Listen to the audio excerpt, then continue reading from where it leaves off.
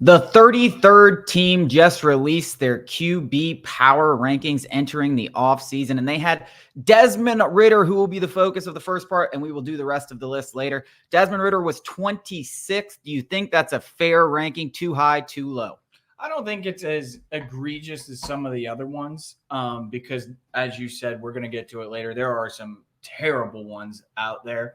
But there's one name in particular that is right next to Desmond Ridder that absolutely blows my mind, and it's Deshaun Watson. Listen, guys, he didn't play his best this past year before the injury, and he didn't play his best last year, first year of his deal following his suspension. But make no bones about it. Desmond Ridder is not one ranking away from Deshaun Watson in any universe, galaxy ever.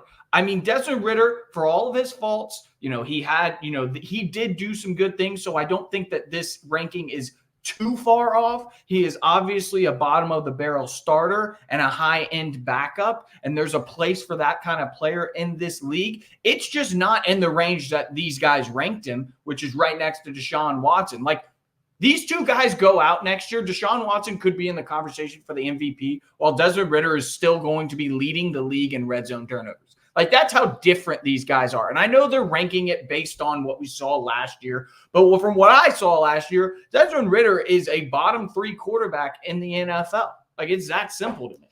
Yeah, I mean, at least among the starters, among the 32. He's no higher than 30. I think he's in the 30 to 40 range. I definitely think there's some backups. I mean, you could even make the argument that Taylor Heineke is a better quarterback than Desmond Ridder. I think a lot of people Jacoby Brissett. There's a lot of guys that are backing up. I mean, he has Bailey Zapp at 32. Mac Jones isn't even in the top 32. Listen, I'm telling you, I'm taking Mac Jones over Desmond Ridder. I mean, we've seen the guy make a Pro Bowl. I know that things haven't worked out, but listen, he didn't have the same situation that Atlanta had, where you had a good offensive line, good weapons, and an offensive play caller. Not like Matt Patricia calling your plays along with Joe Judge as your quarterback's coach. So the situations aren't even similar. Deshaun Watson, obviously ridiculous, but this is just one of some of the most ridiculous things here, where they have Jalen Hurts ranked 17. Listen, we were both on the Jalen Hurts is probably not a top 5 quarterback after his tremendous season last year, but don't tell me he's the 17th best quarterback. Brock Purdy, same exact argument. Brock Purdy, 18. And then let me read you some of these names. Geno Smith at 12. Geno Smith? Are we joking? Like, what are we doing here? He had one decent year, and yes, he earned that contract. I think that's a contract that Seattle's sitting there regretting. If he was the 12th best quarterback in the league, they would not be regretting that contract. I agree with some of these. I mean, Aaron Rodgers at 15. Anthony Richardson is at 16. Anthony Richardson is ahead of Jalen Hurts, Brock Purdy, Tua Tagovailoa, and Baker Mayfield. Are you joking? Are we joking? That is absolutely Anthony Rich. Nobody was higher coming out of Florida on Anthony Richardson than Chase was. But he can admit the fact that, like, he played what? Five games?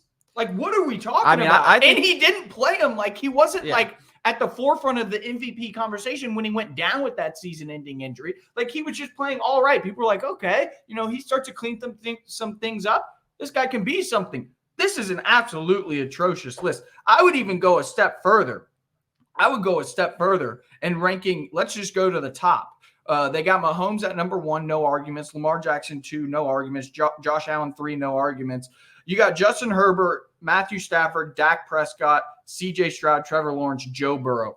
I know he was hurt this year, Joe Burrow that is, but ranking CJ Stroud, Matt Stafford, and Dak Prescott ahead of Joe Burrow, Trevor Lawrence should revoke your ability to put stuff out like this on such a major platform.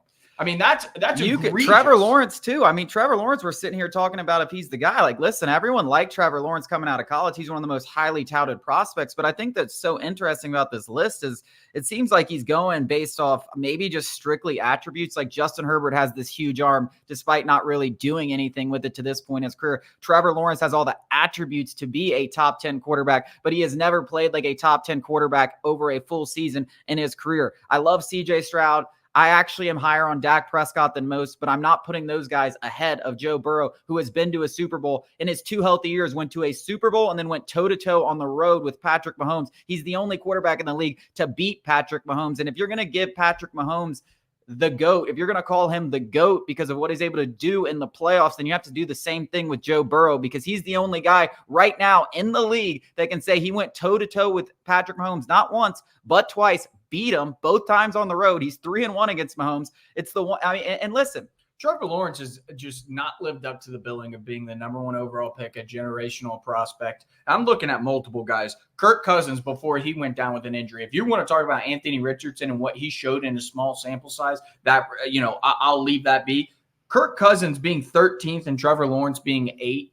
That's absolutely. Kirk Cousins was firmly a top 10 quarterback before he went down with an injury. And another guy who didn't get injured is Jared Goff. Jared Goff was firmly a top 10 quarterback. At least, let's just say he's 10. He was at least better than Trevor Lawrence. I mean, you want to talk about, Trevor Lawrence is still skating by in these rankings on him coming out of Clemson and coming out of high school and never losing a game in high school or whatever that crazy stat is. Like, is anybody watching football anymore? Like, Trevor Lawrence is firmly in the 12 to 16 range of quarterbacks. That's not to say he can't make that leap, but like, based on what we're all waiting. I think we're all waiting. Everybody is still waiting. We've been waiting on him to make that leap, and he hasn't even come close to living up to the billing of who he was, which is this Andrew Luck-esque prospect. But yeah, this list is interesting. I don't know. I wish I could talk to him and ask him what exactly the requirements are, how he built this list. It looks like he was mixing and matching. He was like taking past accomplishments,